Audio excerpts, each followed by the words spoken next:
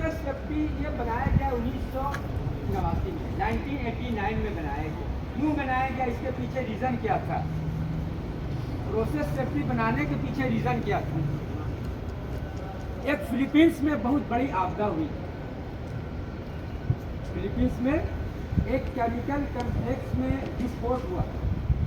Philippines में बहुत सारे लोग उसमें मारे गए, उसमें बहुत सारे लोगों की जान चली गई। अरबों डॉलर का नुकसान हुआ, अरबों बिलियन डॉलर का नुकसान हुआ था कंपनी को, 7 अरब बिलियन डॉलर का नुकसान हुआ था कंपनी को। फिर ओशा ने क्या किया? ओशा क्या है समझ लीजिए, ऑक्यूपेशनल सेफ्टी हेल्थ, जिसकी हम लोग पढ़ाई करते हैं। ओशा जो है एक ऑर्गेनाइजेशन है। ऐसा नहीं कि आप कहीं भी रिफाइनरी खोल दीजिएगा और कैसे भी आप रिफाइनरी चलाइएगा। उसके लिए ओशा ने नियम बना दिया। किसने नियम बनाया है? ओशा ने नियम बनाया है। ओशा की पढ़ाई करनी पड़ती है सेफ्टी वालों को। जो बाहर जाने वाले लोग सेफ्टी वाले होते हैं, ये इंटरनेशनल सर्टिफिकेट है जो हम लोग का इंग्लैंड से आता है। बात समझ रहे हैं? ये सर्टिफिकेट इंग्लैंड से आता है, जिसकी पढ़ाई करनी पड़ती है सेफ्टी वालों को। तो ओशा ने एक नियम बनाया है कि उसके अंतर्गत आपको काम करना है। अगर नहीं करिएगा तो फिर वो जुर्माना लगा देती है रिफाइनरी के ऊपर, पूरी दुनिया में। उसके नियम को पालन करना है। किसको? ओशा के नियम को पालन करना पड़ता है। जी हाँ, जुर्माना लगाया था किस पर? केमिकल कम्प्लेक्स में जब ये विस्फोट हुआ था फिलीपींस में, तो उसने जुर्माना लगा दिया था। किसने लगाया था? ओशा ने जुर्माना लगाया था, जिसकी हर सेफ्टी वालों को पढ़ाई करनी पड़ती है ओशा की। इसकी सर्टिफिकेट आता है बाहर से। उन लोग बाहर जाएंगे वही सेफ्टी वाले इसकी पढ़ाई करेंगे। इंग्लैंड से इसका सर्टिफिकेट आता है। बात समझ रहे हैं? तो ओशा ने क्या नियम बनाया, आप लोग भी जान लीजिए इसके लिए। What are the right of protector. आप जो काम कर रहे हैं, आपका अधिकार क्या है, पहले जान लीजिए।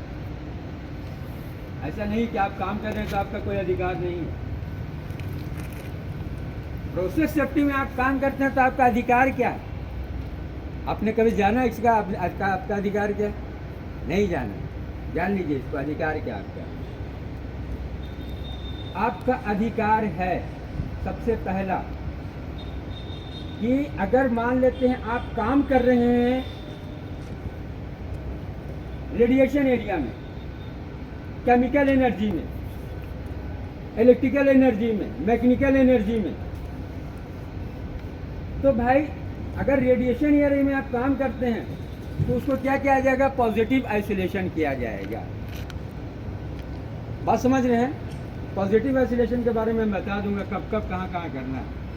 तो सबसे पहला आपका अधिकार है ये जानने के लिए कि भाई ये लाइन को पॉजिटिव आइसोलेशन किया गया, तो इसको हमको डेमो दिखलाइए। डेमो करके दिखलाइए कि हो सकता है कि लाइन चालू तो नहीं हो जाए। ये आपका अधिकार है। डेमो हमको दिखलाइए इसका करके। हो सकता है हम काम करें और लाइन चालू हो गई तो आप ऑपरेशन वाले से बोल सकते हैं सर हमको डेमो दिखला दीजिए इसका। पहला अधिकार आपको बता दे रहा हूँ। आपने पॉजिटिव वाइब्रेशन कर दिया तो हमको डेमो तो दिखलाइए एक बार कि हो सकता है हम काम करें लाइन चालू हो गई तो। ये पहला अधिकार है। आप बोल सकते हैं सर हमको एक बार डेमो इसका दिखला दीजिए। पहला अधिकार आपको बता दें। दूसरा जो आपका अधिकार है, जो जान लीजिए, दूसरा अधिकार है कि जो लाइन मान लीजिए आइसोलेट करी गई है, उसका हमको डॉक्यूमेंट्स दिखलाइए कि क्या वो लाइन आइसोलेट हो गई है सर, हमको डॉक्यूमेंट्स उसका दिखला दीजिए। ये दूसरा अधिकार आपको बता रहा हूँ, वो आप मांग सकते हैं। ये आपको अधिकार किसने दिया? ओशा ने। ओशा ने आपको अधिकार दिया है ये मांगने के लिए। दूसरा, तीसरा जो आपका अधिकार देती है ओशा, वो क्या देती है आपको अधिकार? तीसरा अधिकार जो आपको देती है ओशा, वो पेपर आप दिखलाइए कि कोई अथोराइज पर्सन जिसको आइसोलेट किए, क्या वो अथोराइज पर्सन का पेपर आपके पास है? वो पेपर हमको दिखलाइए। क्योंकि जो आइसोलेट करेंगे उनकी ट्रेनिंग होती है बाकायदा। ऐसा नहीं, जो आपको ऑपरेशन की टीम है उनकी ट्रेनिंग दी जाती है, लाइन में कैसे आपको काम करना है, कैसे क्या करना है, पर्टिकुलर लाइन है, सबका अलग अलग लाइन है। कोई मान लीजिए नाइट्रोजन का लाइन है, कोई हाइड्रोकार्बन का लाइन है, कोई ऑयल का लाइन है, कोई वाटर का लाइन है, कोई स्टीम का लाइन है, सबकी अलग अलग ट्रेनिंग होती है। तो जो आज लाइन को आइसोलेट किया वो ऑथराइज पर्सन है कि नहीं है, उसका हमको पेपर दिखलाइए। ये आपका राइट बनता है मांगने के लिए। राइट आपको किसने दिया? ओशा ने। बात समझ रहे हैं? ये हो गया आपका राइट, आप समझ गए। ये तीन राइट है आपको करने के लिए, जो आप बोल सकते हैं, मांग सकते हैं। ये राइट आपको ओशा ने दे दिया। बात समझ रहे हैं? कोई भी रिफाइनरी, कोई भी कंपनी जो फ्लेमेबल गैस है, फ्लेमेबल लिक्विड है, टॉक्सिक गैस है, टॉक्सिक लिक्विड है, टॉक्सिक मटेरियल है, जो भी यूज़ कर रहे हैं, कितनी क्वांटिटी में आपको करना है यूज़, ये भी आपको बना दिया किसने? ओशा ने एक नियम बना दिया। 1989 में एक आपदा जब हुई है, बहुत बड़ी आपदा हुई थी फिलीपींस में, बहुत सारे लोग मारे गए।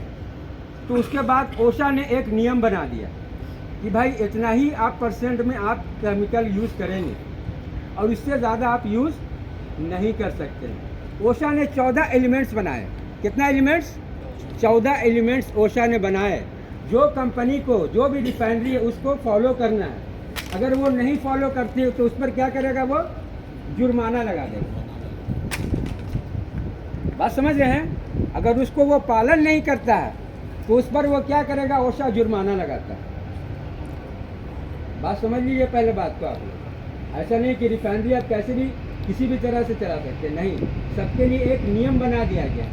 इस नियम के अंतर्गत पहला नियम है, पहला नियम उसने बना दिया कि आप जब काम करेंगे उसके लिए आपके लिए फर्स्ट है कि परमिट आपके पास होना चाहिए। Valid work permit, valid work permit होना चाहिए।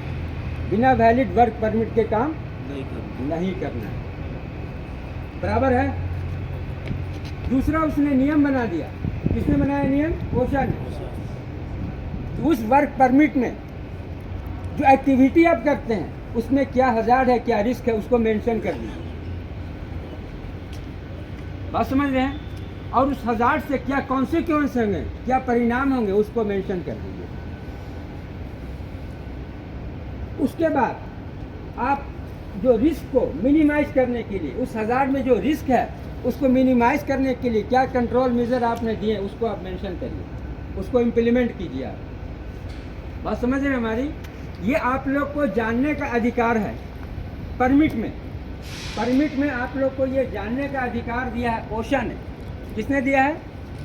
ओशा ने अधिकार दिया है कि जो एम्प्लॉइज काम कर रहे हैं उस एक्टिविटी में क्या हज़ार्ड है, क्या रिस्क है, वो सुपरवाइज़र की जिम्मेवारी है कि आपको वो बताएंगे। और उस हज़ार्ड से क्या कॉन्सिक्वेंस होंगे, उसके परिणाम क्या होंगे, वो बताएंगे। और उसके लिए क्या कंट्रोल मेजर इम्प्लीमेंटेड किया गया है वो बताएंगे, और उसको आपको पालन करना है। ऐसा नहीं कि वो बता दिए तो आपको पालन नहीं, उसको पालन भी आपको करना है। ट्रेनिंग होगी सभी की। ये किसने बनाया है? ओशा ने बनाया है कि सभी की ट्रेनिंग करवाओ। ऑलमोस्ट जितने भी एम्प्लॉयज़ हैं, एम्प्लॉयर की भी ट्रेनिंग होती है, एम्प्लॉयज़ की भी ट्रेनिंग होती है। अभी आपको पहला एक क्वेश्चन आपको मैं बता रहा हूँ, सुन लीजिए। What are the types of energy involved in positive isolation? Positive isolation जब होता है तो किस तरह की एनर्जी उसमें इन्वॉल्व होती है, किस तरह की एनर्जी रहेगी तो हम लोग पॉजिटिव आइसोलेशन करेंगे।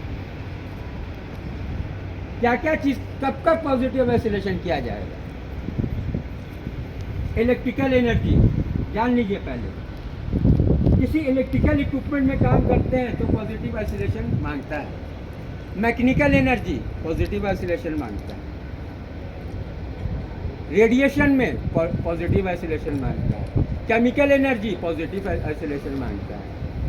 बात समझ? कन्फाइंड स्पेस पॉजिटिव आइसोलेशन मांगता है। बात समझ रहे हैं? न्यूमेटिक एनर्जी पॉजिटिव आइसोलेशन मांगता है। थर्मल एनर्जी पॉजिटिव आइसोलेशन कीजिए। इतने ऐसे रेडिएशन में positive isolation, electric energy positive isolation, mechanical energy positive isolation, chemical energy positive isolation, hydro energy positive isolation, pneumatic energy positive isolation, ये सब जगह आपको पॉजिटिव आइसोलेशन करना है। बात समझ रहे हैं हमारी? इतने जगह पर then required is positive isolation. Positive isolation की ज़रूरत कब होती है, ये भी आपका इंपॉर्टेंट क्वेश्चन है। कब होती है पॉजिटिव आइसोलेशन की ज़रूरत?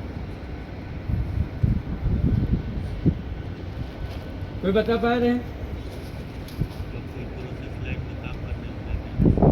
वो तो होगा, मैकेनिकल का काम करेंगे पॉजिटिव आइसोलेशन, बस समझिए। शट डाउन होगा पॉजिटिव आइसोलेशन, ब्रेक डाउन होगा पॉजिटिव आइसोलेशन। शट डाउन में पॉजिटिव आइसोलेशन होगा, पूरे प्लांट जो है शट डाउन होंगे तो पॉजिटिव आइसोलेशन होगा। जब शट डाउन होता है ना तो पॉजिटिव आइसोलेशन कर दिया जाता है, बस समझिए। Break down positive isolation, emergency positive isolation, बस समझ रहे हैं। इमरजेंसी हो गई, इमरजेंसी मतलब आपदा, कोई टॉक्सिक गैस रिलीज हो गई, आग लग गया तो पॉजिटिव आइसोलेशन हो जाएगा, पूरे प्लांट पॉजिटिव आइसोलेशन सेगमेंट हो जाएगा। बात समझ रहे हैं हमारी आप लोग? पॉजिटिव आइसोलेशन में देखिए, समझ लीजिए पहले आप लोग, इलेक्ट्रिक एनर्जी मैकेनिकल एनर्जी में कन्वर्ट हो जाती है। हम लोग मैकेनिकल का जॉब करते हैं तो आप लोग को ये जानना है कि इलेक्ट्रिक एनर्जी मैकेनिकल एनर्जी में ही कन्वर्ट हो जाती है। अब वो कैसे कन्वर्ट हो जाती है? अब इलेक्ट्रिक मोटर में आप काम कर रहे हैं तो मोटर में आप देखिए कि बहुत सारे तार लगे होते हैं। अच्छा, आपको आसान से भाषा में आप लोग को समझा देते हैं। इलेक्ट्रिक एनर्जी मैकेनिकल एनर्जी में कैसे कन्वर्ट हो जाती है, मैकेनिकल के काम करते हैं तो ये आप लोग को समझना है। एक ग्राइंडर मशीन जो ग्राइंडिंग करते हैं, जिसमें लहसुन मिर्चा प्याज आप डाल देते हैं ना, लहसुन मिर्चा प्याज डाल के क्या करते हैं हम लोग, उसको पिसाई कर देते हैं। बात समझिए पहले। तो वो क्या करता है, उसमें ब्लेड लगा होता है, ब्लेड तरह तरह के ब्लेड लगाते हैं ना लोग भाई। वो ब्लेड क्या करता है, वो पिसाएगा। मोटा पीसना है तो इस तरह का ब्लेड लगाएंगे, कोई महीन पीसना है तो इस तरह का ब्लेड लगाएंगे। लगाते हैं कि नहीं लगाते हैं? तो जैसे उसमें इलेक्ट्रिसिटी आएगी, वो तो इलेक्ट्रिकल इक्विपमेंट है, जो ग्राइंडर है वो क्या है, इलेक्ट्रिकल इक्विपमेंट है। लेकिन जैसे इलेक्ट्रिसिटी उसमें आई, वो घूमना क्या किया, ब्लेड जो है चालू कर देगा। कि अब क्या हुआ, इलेक्ट्रिक एनर्जी मैकेनिकल एनर्जी में कन्वर्ट हो गई। बात समझे हमारी? इलेक्ट्रिक एनर्जी किस में कन्वर्ट हो गई, मैकेनिकल एनर्जी में कन्वर्ट हो गई। क्योंकि आप लोग मैकेनिकल का काम कर रहे हैं, इसलिए आप लोग को जानना ज़रूरी है। बात समझ रहे हैं? फैन है, फैन क्या है, इलेक्ट्रिकल इक्विपमेंट है। इलेक्ट्रिसिटी आती है तो घूमता है वो। तो फैन में क्या होता है, मोटर लगा होता है। फैन में मोटर होता है ना भाई। तो जैसे इलेक्ट्रिक एनर्जी आती है तो क्या करता है, मोटर घूमना चालू कर देता है। तो इलेक्ट्रिक एनर्जी अब क्या हुई, मैकेनिकल एनर्जी में कन्वर्ट हो गई। बात समझ रहे हैं? क्योंकि आप मैकेनिकल का काम कर रहे हैं, इसलिए आप लोग को जानना जरूरी है। इलेक्ट्रिक एनर्जी मैकेनिकल एनर्जी में कन्वर्ट हो जाती है। आप इलेक्ट्रिक मोटर में काम कर रहे हैं तो मोटर में देखिएगा बहुत सारे तार होते हैं लपेटे हुए, है ना। वो उसके अंदर जो आपको घूर्णन करने की जो एक प्रक्रिया होती है, घूमता है मोटर, जो है क्या होता है, वो घूमता है। तो घूमता है कब, जब उसमें इलेक्ट्रिसिटी आई, वो घूमना चालू कर दिया। तो यहाँ पर क्या हुआ, इलेक्ट्रिकल